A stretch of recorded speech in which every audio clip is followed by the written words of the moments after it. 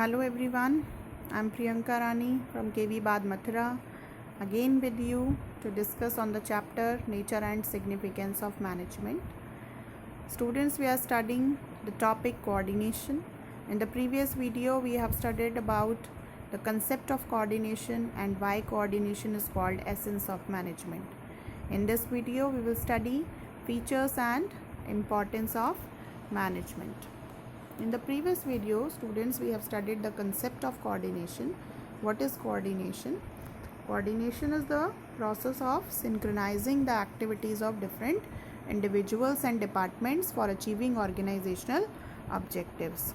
Coordination एक process है किसी भी organization के different individuals, because these people are having different objectives, different functions they have to perform, different personal objectives they are having, different kinds of talent they are having, and different departments are there, those perform different types of functions. So it is needed to synchronize their activities. So process of synchronizing the activities of these departments and individuals so that the efforts of those people is forwarded in common direction, सब एक ही direction में काम करें, इसके लिए उनकी activities को synchronise करने का प्रोसेस जो है that is called coordination.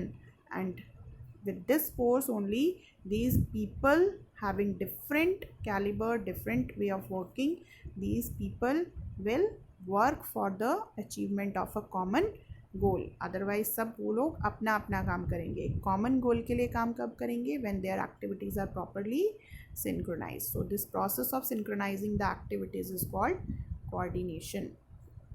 Now come to the features of coordination. First is coordination integrates group efforts. coordination group efforts को integrate करता है. coordination provide a common direction to the different individuals working in that organization. हर एक person का अपना background है, अपना style of working है. सो coordination is that force जो उन इंडिविजुअल्स की एक्टिविटीज़ को एक कॉमन डायरेक्शन में फॉरवर्ड करता है. सो that thing will integrate their individual efforts in a common direction for the achievement of group objectives. So the concept of coordination always applies to group efforts. एक person के लिए coordination की requirement नहीं होती है. एक सिंगल पर्सन अगर काम कर रहे हैं, there is no need of coordination. Coordination is needed when different people working in that group, different people are working there. So coordination coordination bind their efforts, उन सबके efforts को बांधता है और forward करता है common direction में. Then coordination ensures unity of efforts. bind भी करता है और coordination ही ensure करता है कि वो जो efforts हैं वो unify हो, unity हो उन efforts में. because organization में different people हैं, they are performing different kinds of activities, उनका सबका अपना अपना काम है. so it is necessary to establish unity in their efforts. So coordination always emphasize on unifying the efforts of different individuals, because conflicting efforts may cause damage to the organization. Organization में production, sale, marketing, accounts, finance, different kinds of functions are to be performed by the different individuals.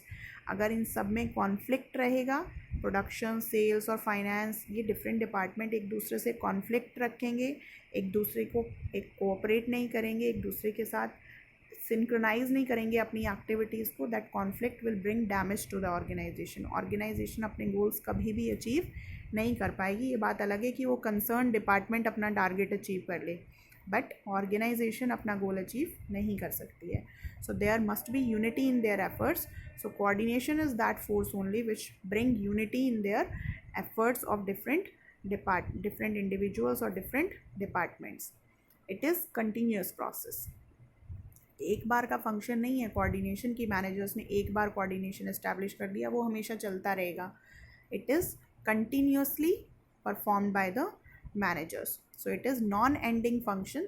The managers work continuously to achieve coordination and maintain coordination. Managers को, superiors को हमेशा काम करना है coordination establish करने के लिए and to maintain coordination.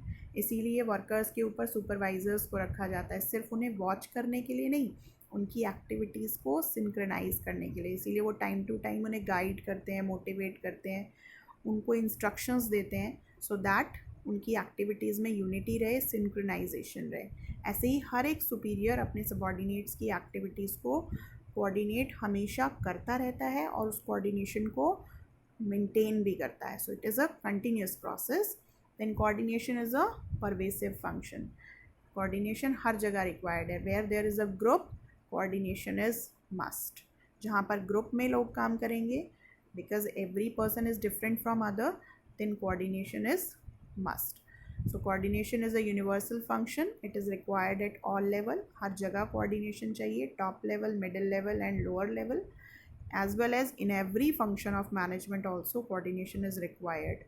इसको हमने डिटेल में पढ़ा था in the previous video कि coordination तो essence है management का।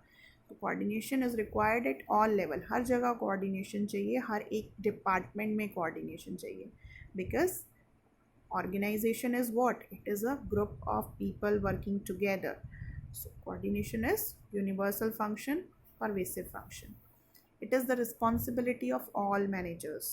Coordination सिर्फ ये नहीं कि एक ऑर्गेनाइजेशन में चाहिए दूसरे में नहीं, it is pervasive function and it is the responsibility of all managers. जितने भी मैनेजर्स हैं, whether it is top level manager, middle level manager और ऑपरेशनल लेवल मैनेजर, हर एक मैनेजर की रिस्पॉन्सिबिलिटी है कि वो अपने सबॉर्डिनेट्स की एक्टिविटीज़ को कोऑर्डिनेट करे। टॉप लेवल मैनेजर्स अपने सबॉर्डिनेट की एक्टिविटीज़ को, देन मिडिल लेवल मैनेजर्स अपने सबॉर्डिनेट्स को, और फिर ऑपरेशनल लेवल मैनेजर्स अपने सबॉर्डिनेट्स की एक्टिविटीज़ को कोऑर्डिनेट करते हैं। सो coordination is not the task of only top level managers, but managers working at different level try to coordinate the activities of organization. The top level try to coordinate the overall plans and policies of the organization. Middle level try to coordinate departmental activities and their subordinates, and lower level coordinate the activities of workers. Then coordination is a deliberate function. Deliberate मैंने आपको बताया था, coordination अपने आप नहीं आता है। Coordination is deliberately established by superiors. जो टॉप लेवल मैनेजर्स हैं अपने प्लान्स और पॉलिसीज़ में कोऑर्डिनेशन इस्टेब्लिश करेंगे। अपने आप कोऑर्डिनेशन नहीं आएगा। अपने आप से हम एक दूसरे को हेल्प करते हैं, हम एक किसी को कोऑपरेट कर सकते हैं अगर हम उसकी हेल्प करना चाहते हैं। वो किसी भी रीज़न से हो सकता है, that person may be our friend, that person may be our relative, कोई भी पर्सन, हम उसके काम में उसको हेल्प कर सकते हैं। That is cooperation only. But हम उसके साथ इंटीग्रेट होकर काम करेंगे, उसके साथ अपनी एक्टिविटीज़ को सिंक्रोनाइज करके काम करेंगे। दैट सिंक्रोनाइजेशन काम by deliberately by the superiors और द आउटसाइड पर्सन जो उस ग्रुप से बाहर है। So that person will deliberately establish coordination among the activities of the people of that group. So it is deliberate function. It is not spontaneous act कि जो कुछ लोग वहाँ बैठे हैं एक एक्ट परफॉर्म कर रहे हैं, अपने आप उनकी एक्टिविटीज़ कोऑर्डिनेट हो जाएंगी, ऐसा नहीं होता है। आप कभी देखिए ग्रुप डांस में बहुत प्रैक्टिस के बाद जब कोई टीचर उनको सिखाता है या कोई ट्रेनर उनको सिखाता है, तो बहुत टाइम के बाद, बहुत प्रैक्टिस के बाद उन सब की एक्टिविटीज़ कोऑर्डिनेट होती हैं। सब एक ही जैसा स्टेप करना सीखते हैं, म्यूज़िक के साथ डांस करना सीखते हैं after many efforts, many attempts, जो कि उनका ट्रेनर उनको सिखा रहा है। So trainer is deliberately establishing coordination among the activities of those dancers who are going to perform a group dance. So ऐसे ही मैनेजर्स हैं, उनके जो सबॉर्डिनेट्स हैं या डिपार्टमेंट्स हैं या उनके प्लान्स पॉलिसीज़ हैं, उनमें कोऑर्डिनेशन मैनेजर्स डेलिबरेटली एस्टैब्लिश करेंगे। कोऑपरेट वो लोग एक दूसरे से खुद कर लेंगे, but coordination, integration, synchronisation is established by the managers deliberately. So it is deliberate function.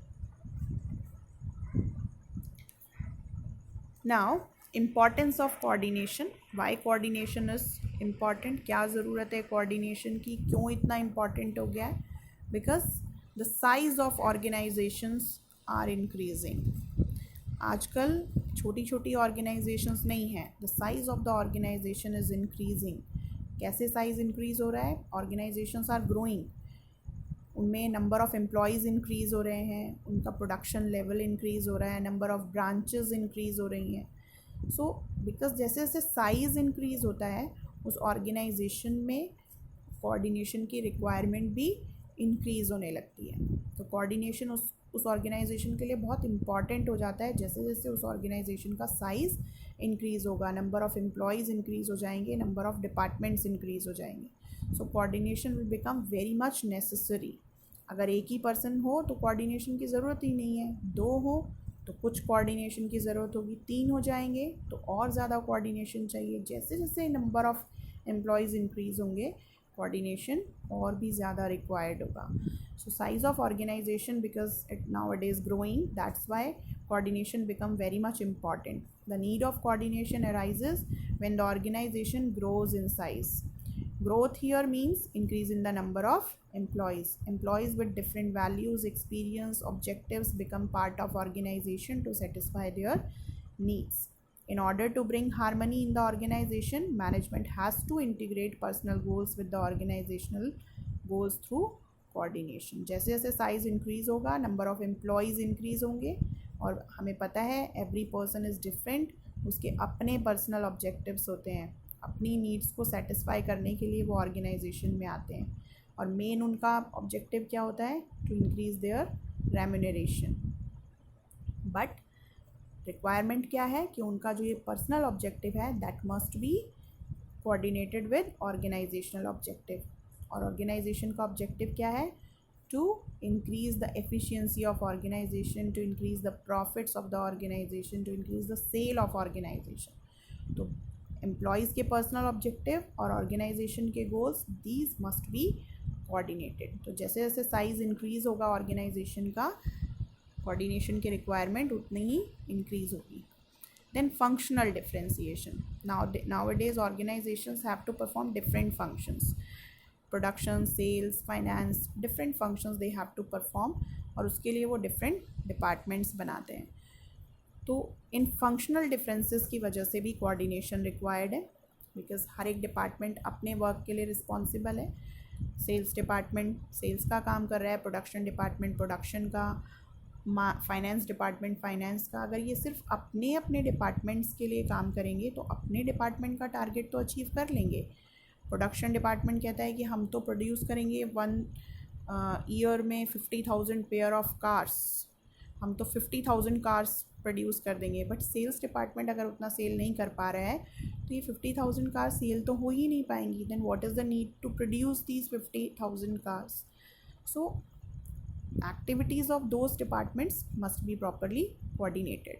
So the organization is divided into different departments, sections or divisions. They try to work in isolation and independently. The need of coordination is required to ensure these units remain a part of organization and move towards the realization of predetermined organizational goals. ये जो sales production department है इनके लिए ज़रूरी है कि independently तो ये काम करेंगे, but it is necessary to ensure unity in their actions, तभी वो उस ऑर्गेनाइजेशन का पार्ट रहेंगे and they will achieve organisational objectives. एक ऑर्गेनाइजेशन का ऑब्जेक्टिव तभी अचीव होगा कि तब प्रोडक्शन डिपार्टमेंट उतना प्रोडक्शन करे जितना सेल्स डिपार्टमेंट सेल कर पाए, सेल्स डिपार्टमेंट उतना सेल्स ज़रूर करे so that the organisation can achieve their target. Finance department उतना फंड ज़रूर अरेंज करे जितना कि प्रोडक्शन डिपार्टमेंट और सेल्स डिपार्टमेंट का काम कंप्लीट होना चाहिए। There should not be shortage of fund और एक्सेस ऑफ फंड भी नहीं होना चाहिए। So then organisation can achieve the target. ऐसा नहीं है डिपार्टमेंट अपना टारगेट तो अचीव कर ले but they forget about organisational goal. So there must be unity in their efforts for the achievement of a common goal. Then specialisation की वजह से भी कोऑर्डिनेशन की रिक्वायरमेंट है, बिकॉज ऑर्गेनाइजेशंस आजकल स्पेशलाइजेशन पर बहुत फोकस करती हैं। They appoint experts, they always hire expert for performing the jobs.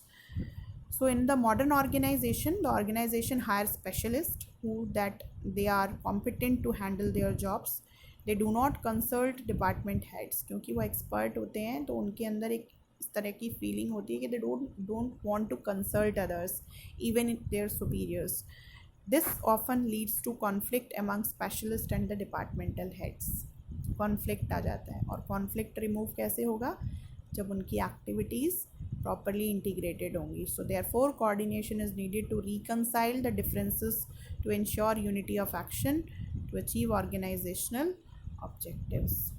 क्योंकि स्पेशलिस्ट आते हैं organisations nowadays focus on specialization. उन्हें कोई काम करना है, दे नीड एक्सपर्ट.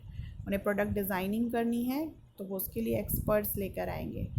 तो but because they are expert तो वो अपने हेड्स को कंसल्ट नहीं करेंगे. This will create conflicts and और कॉन्फ्लिक्ट्स जहाँ होगा then organisational goals can not be achieve. तो ये कॉन्फ्लिक्ट रिमूव कैसे होगा? By establishing a proper coordination among the superiors और the departmental heads and those specialists. So in this way coordination become very much necessary because nowadays business are growing in size. There is functional differences in the business organization and businesses are hiring specialists and expert for performing the job. So coordination become very much important due to these cases. Thank you all. That's all for today. Have a nice day.